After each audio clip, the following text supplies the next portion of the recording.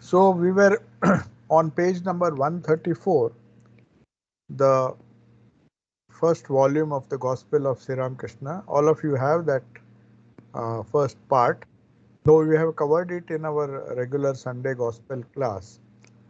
But we will be discussing it. It's in fact, somebody was asking me in my previous class, in my private chat, don't you find it, I mean, difficult? I said, no, it is in fact good for me because I will be forced to think about Sri Ramakrishna, so which is a good piece of luck.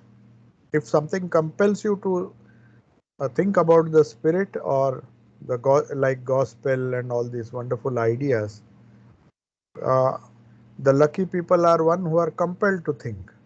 Otherwise, our mind, like the mirage, will be running after. We discussed it.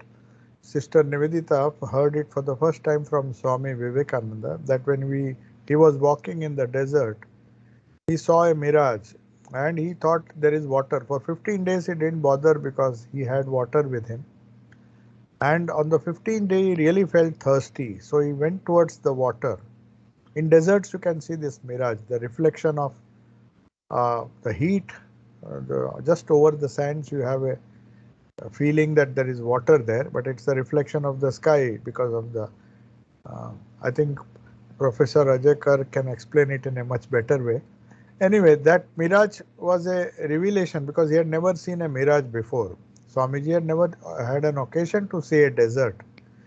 So in Gujarat, when he saw the mirage for the first time, he was really surprised. After 15 days, when he really wanted water, he saw the water is receding away from him.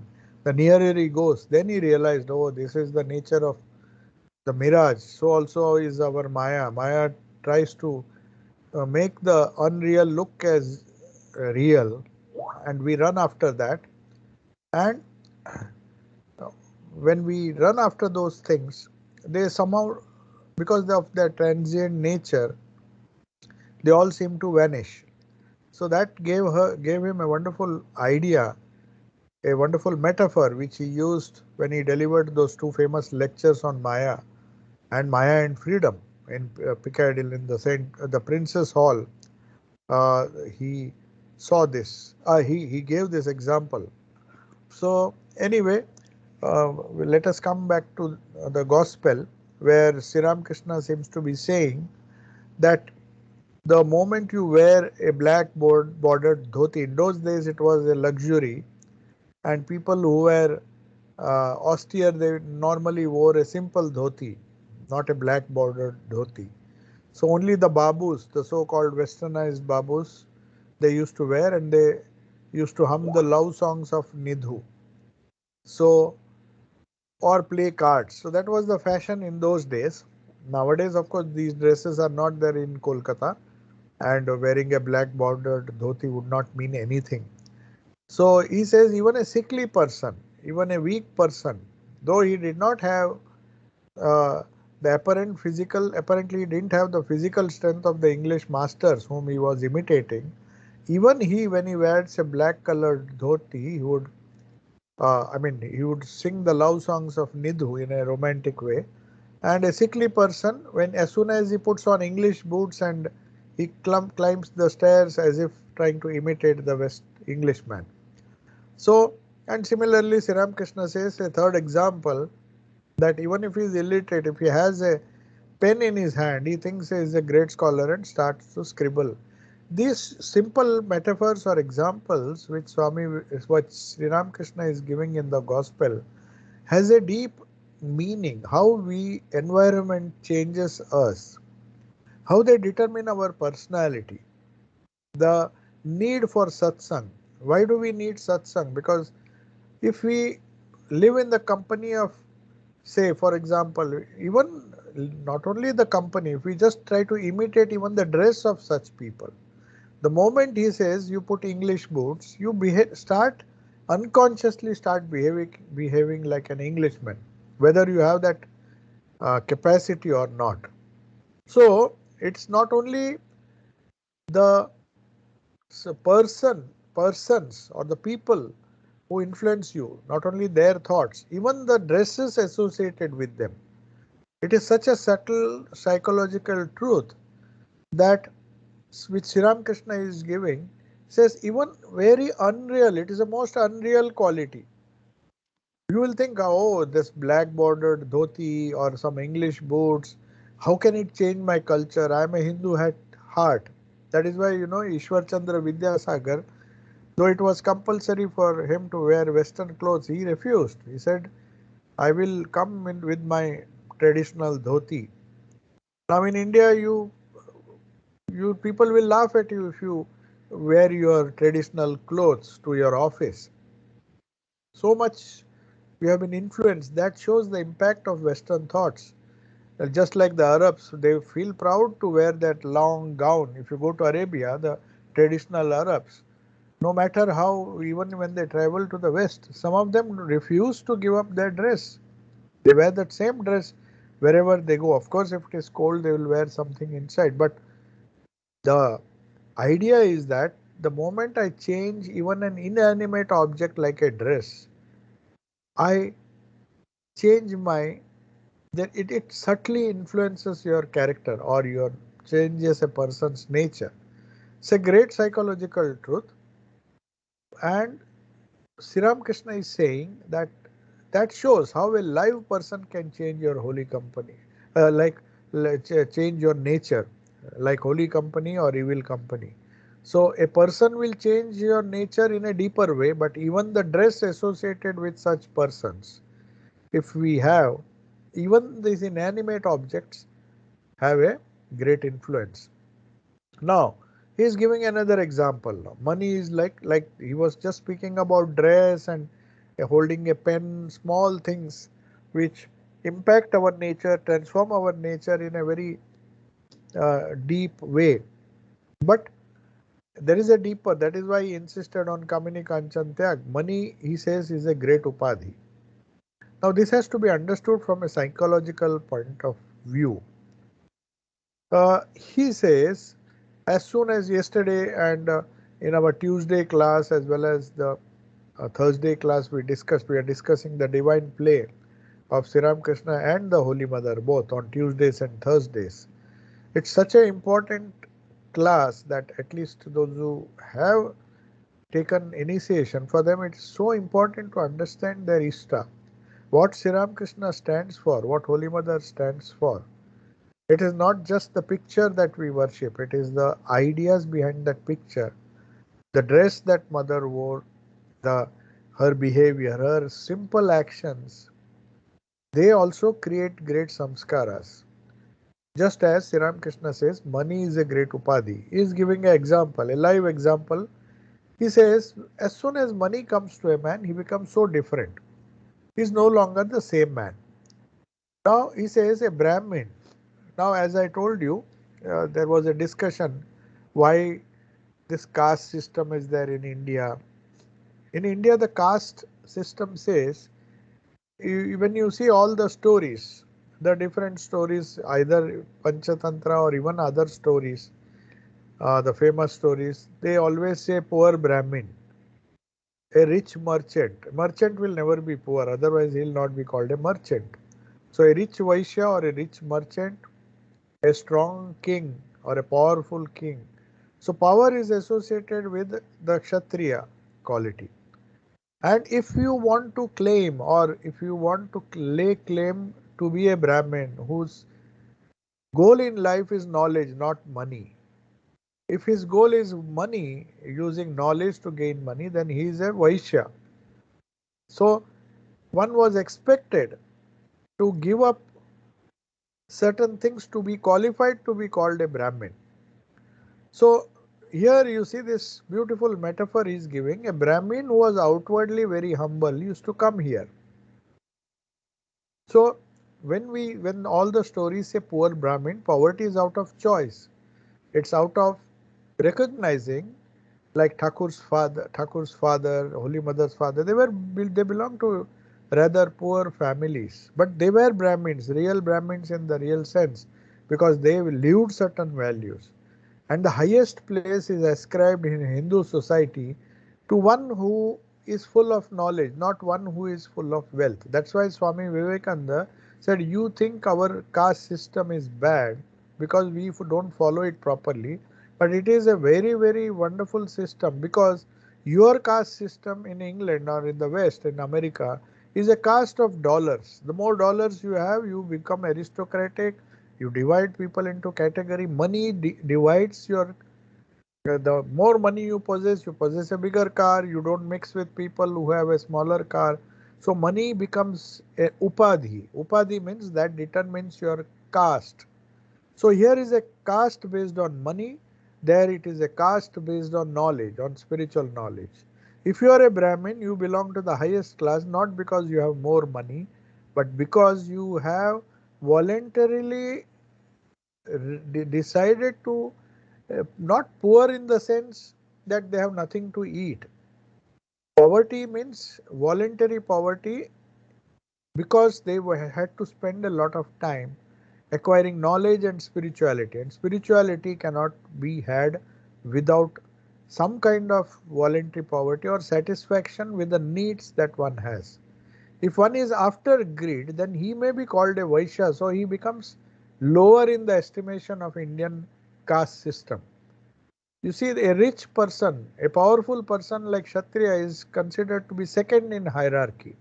Why is the Brahmin respected? He will be respected as long as he is happy with his needs and uses his time to increase his knowledge, his spiritual culture, his spiritual sensibilities. And if spiritual knowledge, if his goal is to not only impart secular knowledge, but since spiritual knowledge. So I was really surprised when one of the scholars of Oxford who teaches Hindu studies, I don't want to name him, I was just asking, he says Oxford doesn't pay well, but then we have accepted it. I mean, certain courses, especially if you teach certain things like religion, comparative religion and Hinduism. But though he was not a Christian, he was not a Hindu, but he was a Hindu at heart. He loved the Vedas and all those things. So he told me, see, we are like the poor Brahmins of the Vedas. We are paid less, but we are happy because we feel pride in giving knowledge. So I really understood, I really appreciated this gentleman who was from Ireland. He was teaching Hinduism in one of the Oxford institutes. He said, we are like the poor Brahmins, like the poor sages. We are, though he was not, obviously not a Brahmin by caste, but he said that respect that we get is more than the money that we get. Perhaps I would get better money if I commercialize and go to some other place, but I don't want to live, because here the tradition, here money is not everything. The knowledge that we get, the knowledge that we are able to share, as long as my needs are fulfilled, Swamiji, I don't want to go after lucrative jobs anywhere, because I am here to become a Brahmin. Now, coming from an Irishman, it was something very unique, how they could understand the nuances of what caste system is. So Swami Vivekananda used to say that the voluntary poverty or the satisfaction and considering money to be an upadhi was a hallmark of a Brahmin. So it is these characteristics, love for knowledge, lack of greed, that made a person a Brahmin, not because he is born in a Brahmin family. He may be born in a Brahmin family, but if he takes up a job, he is a Shudra. It is very, very clear in the Gita that guna and karma will decide your caste, not being born into a caste. If if you are after money, you will be a Vaishya. If you are after a simple job for somebody else and you are paid for your services, then our Hindu society or Vedic society would classify him as a Shudra. Nothing wrong in that. but they don't get the same privileges. Privileges in the sense, not money. Privilege should not always mean money. That's why Swamiji says your system is based on privileges given to people who are having more money. The richer the person, he belongs to a superior class. And you classify yourself as ordinary or commoners or the aristocrats. You have your own caste system, which is worse than our caste system. So when people were criticizing the Indian system, he said our caste is based on renunciation. It is based on knowledge. The more knowledge you have, the less you run towards money. It becomes an upadhi. So here Sri Ramakrishna is giving the example of a Brahmin who, according to him, if he was really a Brahmin, he should focus on his profession of imparting spiritual knowledge or secular knowledge, and his needs will also be fulfilled. Even today, if you go to India, some old people who are not too much westernized, if you go to the rural areas, a Brahmin, all people, the Vaishyas, the Kshatriyas, everybody helps them. If they will help them to at least survive. Why? Because they think it's a merit to donate or to give gifts to a Brahmin, because he'll not spend his time acquiring money, but he needs to survive. So they feel it's a privilege. So that's why they say if you give a cow, in those days they used to say giving a godan, gifting a cow to a Brahmin is a great, it gives you great merit. Our system was designed because he is just asking for a little milk for survival, and he is teaching your students, teaching your in the Gurukula. So once in a year they used to give some gifts, and with that somehow the Gurukula would run. So that ancient system, here Sri Ramakrishna is referring to that. When he says a Brahmin who was outwardly very humble, he should have been inwardly humble, but he was a Brahmin by birth, so naturally he was humble, but it was a show. After a few days, I went to Konnagar. Hriday was with me. When I got off the boat, I saw the same Brahmin sitting on the bank of the Ganges, probably enjoying the breeze. Seeing us, he said, I say, how are you, Thakur? I mean, with an air of superiority. He was humble when he was a real, or at least he was acting to be a real Brahmin. Because knowledge gives you humility. You don't brag. You brag only when you have wealth. Then listening to this, Sri Ramakrishna, the great psychologist, say, "Oh Ridu, listen, listen. What is he?" He used to, in his typical Bengali, "Oh taka hoiche re, taka hoiche re." Oh Ridu, this man has acquired some money. That is why he's talking this way. So, and Hriday laughs. So this is a very small incident, but it is of tremendous significance. That how a inanimate object like a few coins can make a person so vain. He will lose his humility, not that he has to be poor, but allowing money, or which is a great upadhi. Sri Ramakrishna is telling, as a great psychologist would do, this money makes you arrogant. So you have to be careful. Hriday laughed, but I don't know whether he really understood what Sri Ramakrishna was telling. So hearing his tone, Sri Ramakrishna was such a wonderful psychologist. Yesterday in the spiritual retreat, those who are lucky would have listened to that. Swami Muktidanji spoke on Sri Ramakrishna, the great spiritual educator. And of course, yesterday's Sunday 7 to 8, though we had a retreat in the afternoon because people in India could not, it is too late for them. We had the session much early. And for our UK audience, we had a talk. So I gave the gist of what Swami Muktidanandji and Swami Satyeshanji also gave a beautiful talk on Sri Ramakrishna's advice. It's a really practical talk based on his own spiritual experience, own life experiences. He gave a beautiful talk on how to lead a God-centered life while living in the household. It was such an important talk. I was feeling very sad that in spite of being a Sunday, of course there were 63 people, but I saw most of them were from India. It was organized, they took off time even though it was late at night for them. Both of them, both of the speeches were excellent. But I think most of us felt there were other important things to be done on a Sunday. It's just Sri Ramakrishna's Janma Jayanti. So, so I don't feel that because unless people deserve, they will not listen to these wonderful talks. And one has to have the grace of Sri Ramakrishna also, because it was his birthday, and I felt that people would take some efforts. That's why I put it so many times. I put the messages on WhatsApp.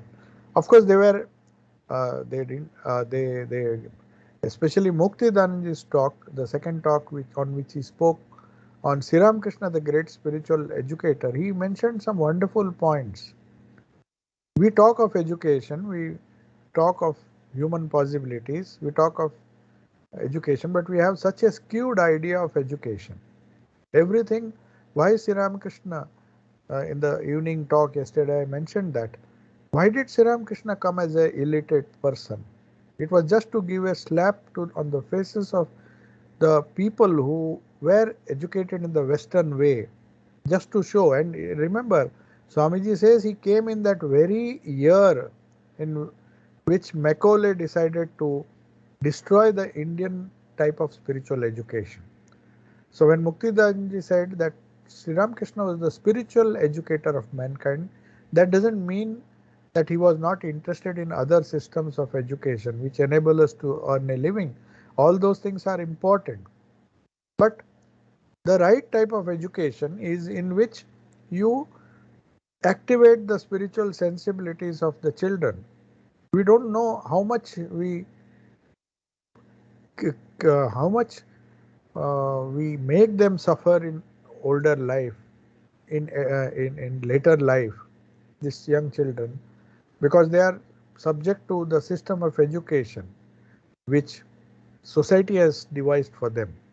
But at least as devotees, when we if we try to understand what is the kind of spiritual education. So it was a very, very interesting talk. He spoke for about 1 hour. Some nice questions were also asked. And then we, of course, in the evening, I knew many of them could not attend for various social reasons or some other reasons. Many of them, most of us would have been having some serious, real issues which they have to work out. That is fine. But in the afternoon, again, I repeated. Though uh, it was not necessary for me, but I just repeated what both the Swamis had said.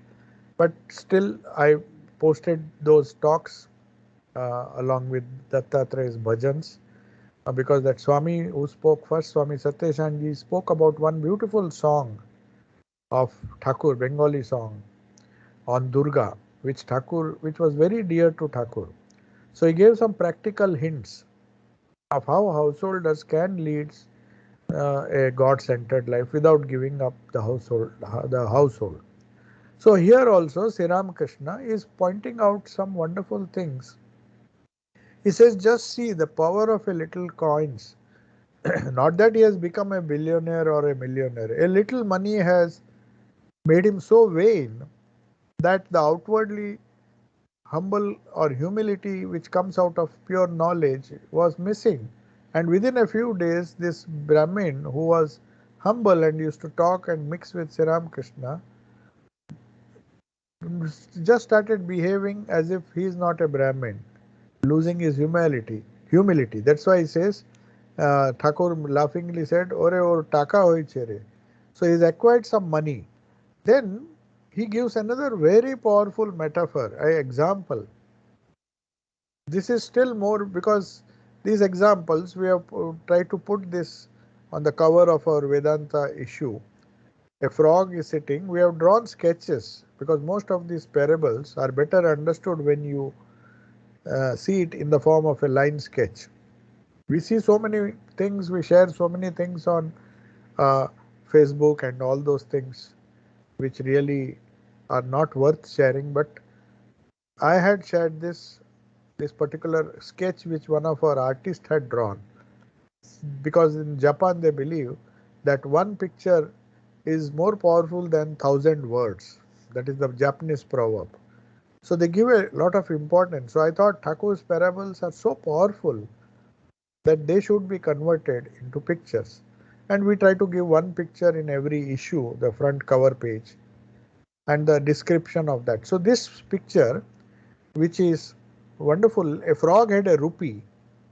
That picture has been drawn, line sketch, which he kept in a hole because he somehow found a rupee.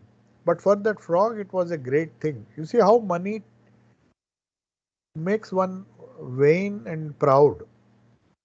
Where is a frog and where is the elephant? So this frog was not naturally, frogs are terribly afraid of elephants. So when the elephant comes to take a bath and goes back, they just crush many of these holes and sometimes the frogs also. But this frog somehow managed to get a rupee. Of course, this is just a story. And rushing out angrily, that elephant walked over the hole. He would have done this anyway. Every time the elephant came to take a bath, he did not care. He was such a powerful animal. He will not care for frogs. He was just walking over him. And this frog felt insulted because he had 1 rupee. He said, "How dare you walk over me?" So, not even he thought that money, 1 coin has given him so much power that he can fight that elephant. And Thakur says, see the pride money breeds. That poor Brahmin who was humble, happy with whatever little knowledge he was able to get and distribute. Suddenly, because he got some money, he behaved in a different way. And Sri Ramakrishna jokingly says, see, he has made some money, that is why this change in behavior. So, Upadhi means that which limits your real self. So, the next instruction is the 7 planes. When does the I-ness vanish and the state of Brahma Jnana? Now, when Sri Ramakrishna prepared the background, I mean, here the conversation is trying to show how a ego becomes an upadhi, limits the person. So, the 7 planes, when the I-ness vanishes, the different 7 planes which are very difficult to understand, it is there in the Vedas. Thakur used to say, Vedayache Sapta Bhumi. Now, he is giving this, explaining this through his own experience, not what the Vedas or some Panditji has told him. And what happens when we transcend the 7 planes and reach the state of Brahma Jnana? So he says you can get rid of I consciousness when you attain spiritual knowledge. Attaining it, you go into samadhi, and only in samadhi does I-ness disappear.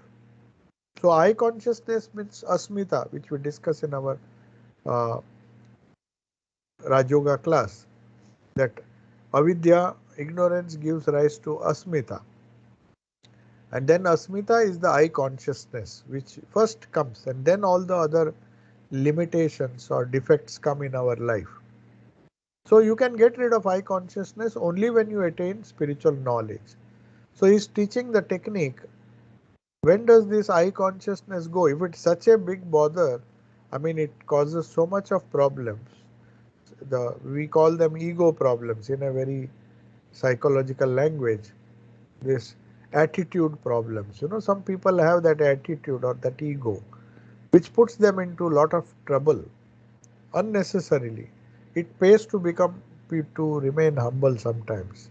But when you try to assert your ego, it makes you suffer. It makes you anxious. It makes you worry in trying to protect your ego. That I consciousness doesn't go. Sri Ramakrishna says it is so deep rooted in us. It is like the banyan tree. You cut all the whole tree from the roots, again the tree will grow. So that is how the nature of ego is. So he says it is very difficult, though it is easy to say that one should not have a ego, but one will have a ego. He may not have a gross ego of having money and all those things, but he will have a subtle spiritual ego. That is difficult. So he says, attaining only when you attain spiritual knowledge or Purna Brahma Jnana, your ego goes. Till then, let the ego be Paka Ami, not Kacha Ami. So, when does this I, only in Samadhi does this ego disappear.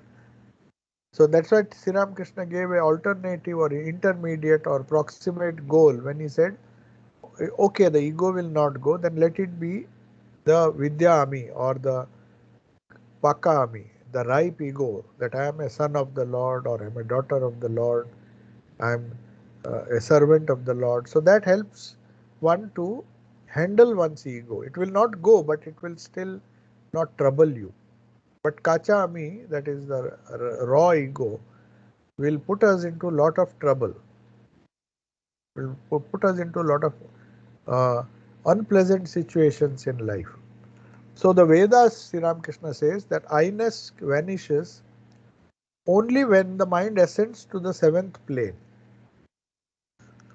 That is when you attain Samadhi. Where does the mind dwell? So he's talking of the three lower planes. The first three planes, which start from the bottom of the spine, he says at the organs of sex, the organs of evacuation, and at the navel, where our stomach is. So at these planes, if our I consciousness, ego is moving along these three planes, then he says the mind remains only attached to the world, lust and greed. That is why we are asked in the beginning of spiritual life, or even if during initiation one is asked to meditate in the plane of the heart. So he says only when it comes, when the mind dwells in the heart, that is our consciousness is raised to the level of the heart, that one sees a divine light. And then Sri Ramakrishna has experienced that. So he says, he doesn't quote the Vedic scriptures, he says what Sri Ramakrishna saw himself. He says, he exclaims, what is this? What is this? When the spiritual heart is awakened. We discussed this in the 3 classes which you took on mantra yoga. Of course, the previous class which we held on Friday and I think Thursday, I took 2-3 classes, and those classes we discussed about the effect of mantra, why we are asked to meditate on the spiritual heart, the different instructions which are unique to our tradition, the tradition of the Ramakrishna order. When one gets spiritual education or spiritual initiation, why we are asked to meditate? There is a reason, there is a rationale behind that. So that was explained in the 3 classes. Unfortunately, we cannot put it on YouTube. The talks have been recorded on Zoom. It was a private. We prefer to keep it private. It should not be made public. But these talks have been recorded and they are uploaded as Google links. If somebody wants, we can share it. But it should be restricted to at least people who know the Ramakrishna tradition, whether they have taken initiation or not. Maybe definitely for people who have taken initiation, it is fine. But even if you have not taken initiation, some aspirants who wants to know what initiation is all about and what does it do. So here Sri Ramakrishna, and most of the things I have mentioned there are from gospel. So it is all available in the public. Nothing uh, secret about that. But here, Sri Ramakrishna is giving such wonderful advice which we would have never known. No matter how many books you refer, these 7 planes, Vede Ache Sapto Bhumi, some other place he says.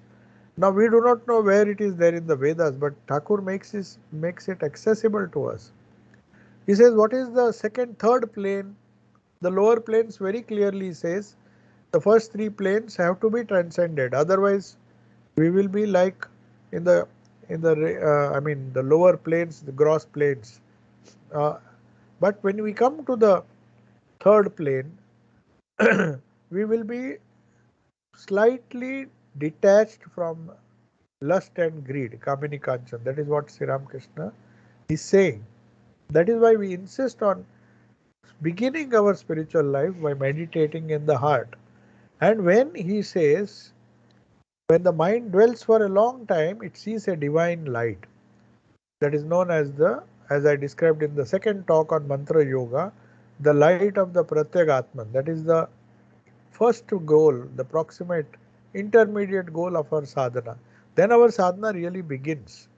Till then it is just uh, a desperate attempt to reach the consciousness at the heart level. So Sri Ramakrishna is giving what he saw. He says when it reaches the heart, the spiritual heart, the Agnya Chakra, he says, one exclaims, what is this? Some kind of wonderful thing. Latu Maharaj, Swami Adbhutanandji saw that.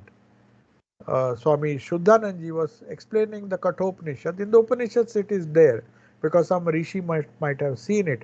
Angushta Matra Purusha, it is mentioned in the Kathopanishad. But Latu Maharaj had never read the Kathopanishad, he could not read any book. But he had experienced it. That's why when the Sudhir Maharaj or Shuddhanandji was explaining Kathopanishad, he exclaims, as Sri Ramakrishna says, one exclaims, what is this? What is this? What is this? So when the heart center awakens, you are filled with a sense of wonderment. You get an idea that this spiritual truth is such a great thing. There is so much of joy. And Latu Maharaj says, Pandit Thik Bolche. He was so happy. He was just shouting and jumping. He said, yes, he said the right thing. Because Latu Maharaj has already seen that, experienced that, just as Thakur did. Of course, Thakur would have heard it from others, but still, it is the experience, his own experience of what happens when the light is seen, a divine light, not the physical light, but a divine light. Then, what is the next plane? The four planes are over now. We go to the fifth plane, that is the throat. At this plane, one likes to hear and speak only of God. This is what I was saying is God's grace. So some people, when they said, uh, you must be strained by talking about God, but what else can I do? If I don't develop this liking or hearing, if I can't speak, at least I can hear. If I don't develop, then that means the consciousness has not gone to the throat. We talk so many things. Why not? When somebody asked Swami Premeshanandji that he used to talk a lot. He used to talk a lot because he was a school teacher. He just jokingly said, "Ki korbo ami to skule podatam. My profession was to talk. My profession was to teach. So people don't mind talking 8 hours to earn a living if they are in the teaching profession. They have to spend 8 to 10 hours, maybe talk for 4 hours at least, a bare minimum. So what is wrong if you talk spiritual things? If at all, he says, I developed that habit. They used to funnily, jokingly call him master. He was a master for many of our monks. He influenced a lot of monks. He used to talk a lot, but even afterwards, when he became a very senior monk, he used to say, I have to talk about something. Revered Swami Suitanji told us, he was serving Maharaj. He said, Maharaj, you just take some rest. Why do you talk so much? He said, he didn't say that I am trying to help somebody. That would be an ego. He said, Ami ki korbo? Ami to amar nature hi oi rokom. I spent my whole life talking, but earlier there was a huge difference. The earlier talk was of silly things or secular things. Now by Thakur's grace, I am able to talk and hear about divine things. So, Sri Ramakrishna is giving an example. What happens when you ascend to the sixth plane? That is the fifth plane, that is the throat. Fourth plane is the heart, then the fifth plane is the throat. What happens at this plane? Does one see light? Does one see some divine light? No. The divine light stage is already over. Now your only desire is to think, to speak. When that stage comes, we have to understand that our consciousness has risen to the level of the throat. Do we feel an urge to listen? Do we feel an urge to talk? Share our thoughts. Like Sri Ramakrishna used to say, somebody eats the mango and he wants to enjoy it alone. But some people say that no, no, let me share with my friends. Immediately he'll call his friends and share. So that is what Swami Premeshanji said. I can't restrict these wonderful ideas. I know it is going to save so many people. So when Hriday once told Sri Ramakrishna, why are you talking the same thing again and again? So he scolded him, you rascal, why do you tell me? I'll say one thing 100 times if it helps somebody, or even if I will do what I want to. Because when when the consciousness is raised to the plane of the throat, that shows that you have made some progress. You might have started your spiritual life initiation by focusing on the heart. You might have seen some kind of divine light, not the physical light, but some desire to think of higher things. But only when it reaches the plane of the throat, one will develop a liking. So when somebody asks, no, people don't like to hear. If they like to hear other things, let them hear, because we can't force the consciousness to rise. If for some reason people don't like to hear, so somebody was asking why you repeat so many times. I think it is a great fortune. Even if I take one class every day, I have to read, I have to think, and today we have two classes. Many days the same thing happens. There's some special sessions. At least I consider myself lucky that I have the time to think. The more the number of classes, irrespective of whether one hears or not, I can't help it. I have to, mm, the more I'll force myself to listen or hear about God, whatever little time I get. Of course, I don't get so much time because there are other things. People call us for so many things.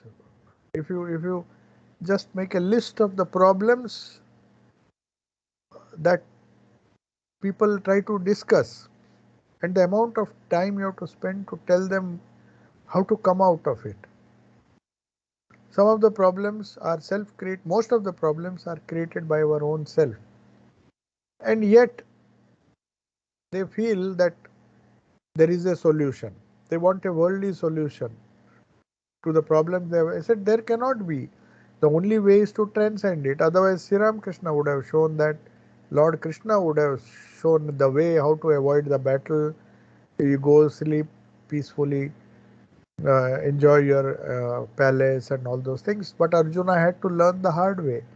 So also Sri Ramakrishna, he did not go about solving the silly problems of other people. His own problem he could not solve, the throat cancer that he had, and he just said that you have to transcend it.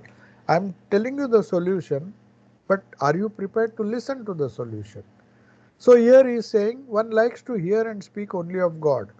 Now this you will not find in the Vedas. What happens when they say this throat chakra is there, Agnya chakra, the Agnya chakra is here, the Vishuddha, there are so many names. We just know them as names.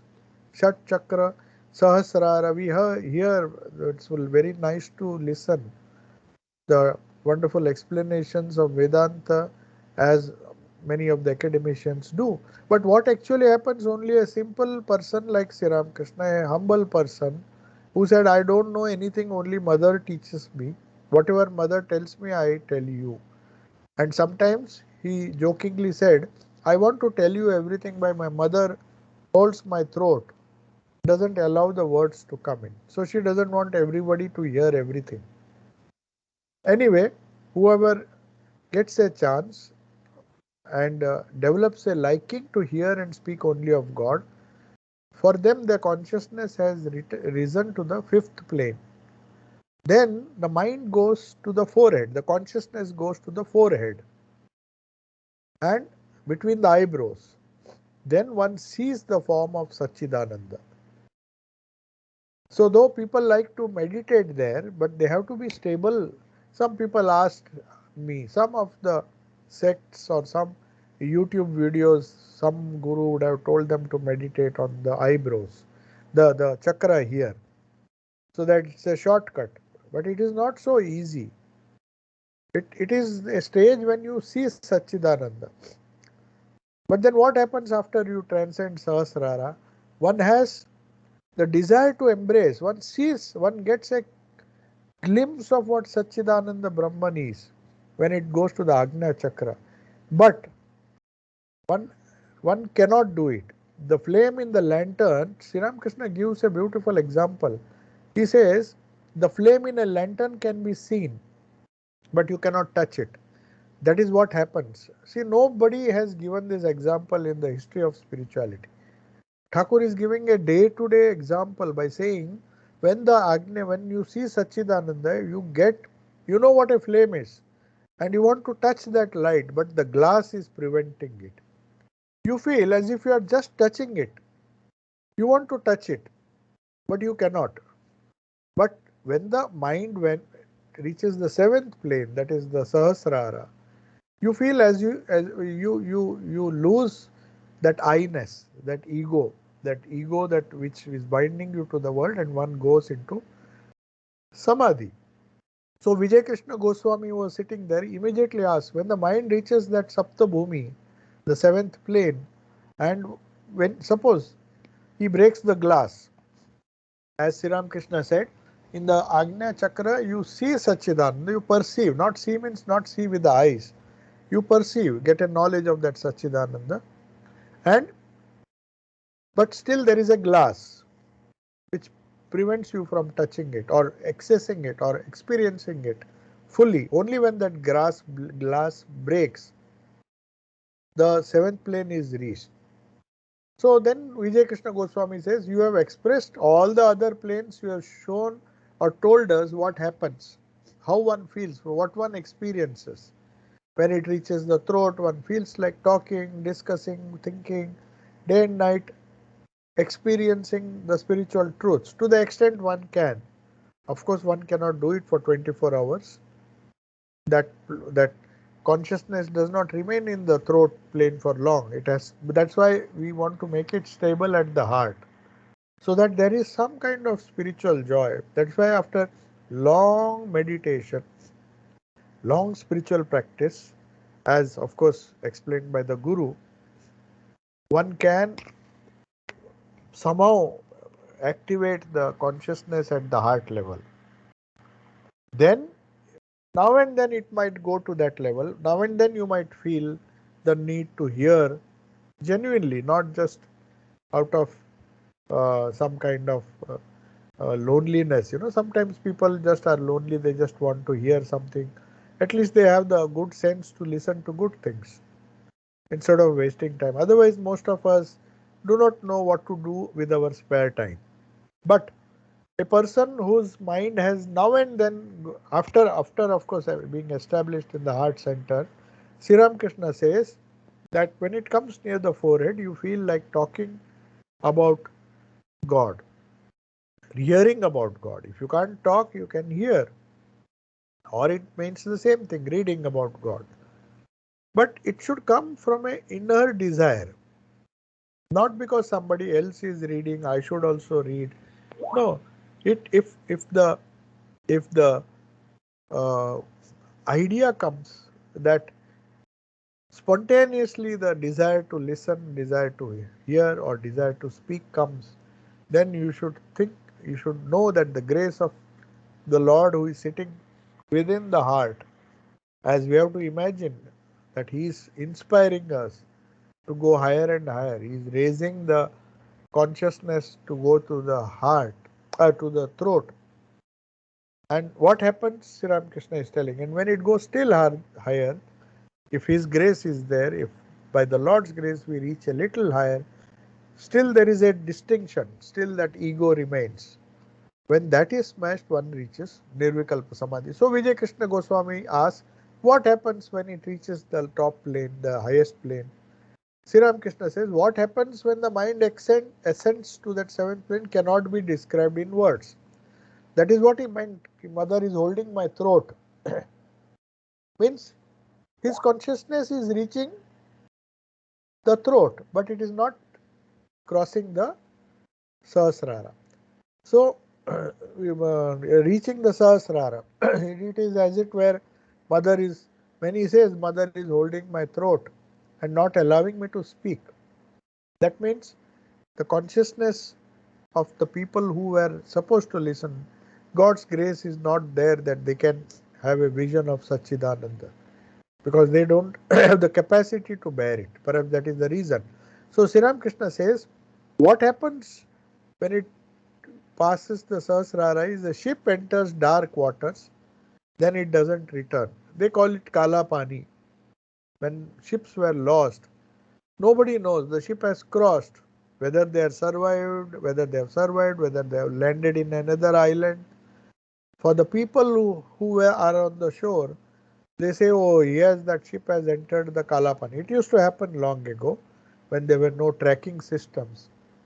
So Sri Ramakrishna is giving that example. People used to say, oh, that ship just lost its way. Now we can't find it. Either it has got drowned or it has landed somewhere. The robbers have robbed it, taken away the people hostage. We do not know. So it cannot give us any more information about the sea. Then Sri Ramakrishna gives one more example, but I will have to finish it after this. Once a salt doll went to measure the depth of the sea. This is the third example, second example he is giving. No sooner did it enter the water than it got dissolved. Now who could tell how deep the sea was? The one who was to tell this fact has itself dissolved. So when the mind dissolves, who can come down and tell you what it is? You have to experience it yourself. The mind vanishes at the seventh plane and one attains samadhi. What one feels cannot be described in words. So we will conclude here, page number 136. This is the theoretical aspect of what happens if our ego increases. How to destroy the ego when it transcends. The complete destruction of ego happens. But before that, how to control this restless ego? This I does not vanish for ordinary people. Then the rascal I, the Kacha Ami and the Paka Ami, he will now discuss. We will discuss it in our next Monday class, I mean the next month. So first